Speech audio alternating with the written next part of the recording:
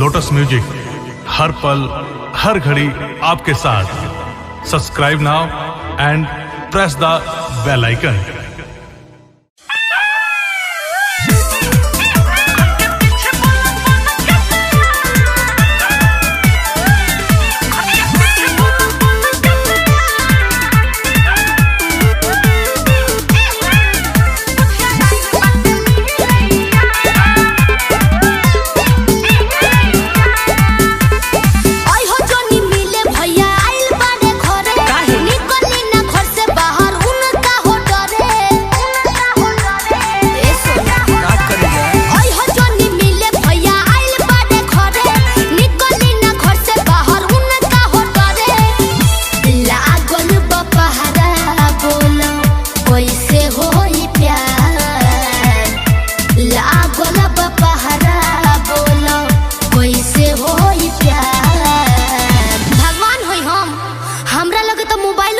कैसे पता चले कि तू आइल बड़ा? अरे हम बतावत नहीं बानी रे, घर के पीछे बोला बोला कैसे मुझे आइल बाटे मिलैया जब हुआ हुआ करब दिन बा मुझे आइल बाटे मिलैया।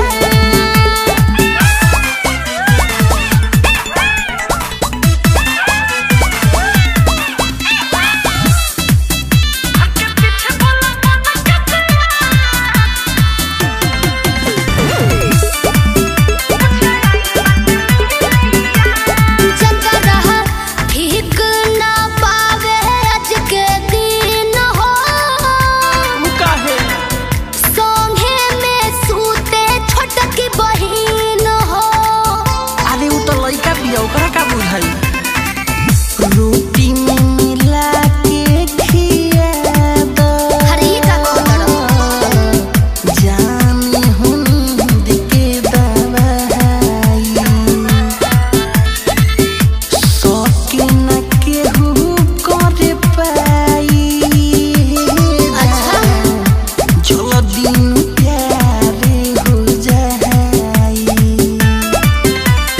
अगल बगल केहू देखी जाई हमार अगल बगल केहू देखी जाई हमार तहरा का बा? तू तो खइबो चइबो आ जइबो। अरे हमरो तो फीलिंग में समझ रे पगली, घर के पीछे बोला बोला कैसे मुझे आइल बाटे मिलैया जब हुआ हुआ करब दिन बा मुझे आइल बाटे मिलैया।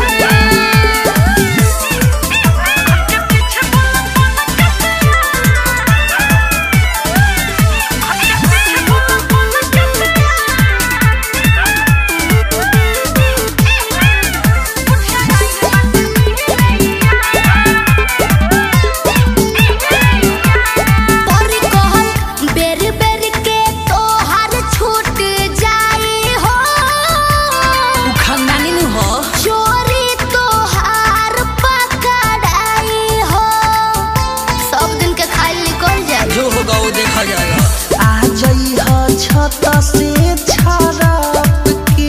अरे ये का कहत रोक ले हब तोहारा के कोहरा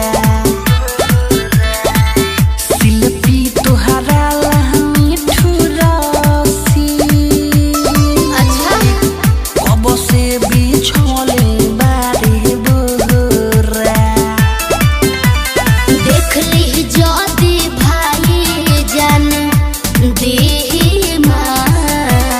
देख ली जाते भाई जान दी मार प्यार वासल बड़ा भाई जान जे तो मुआ दी हमरा के। अच्छा तब तोर भाई ठोकाई है, यह बात समझ जा। घर के पीछे बोला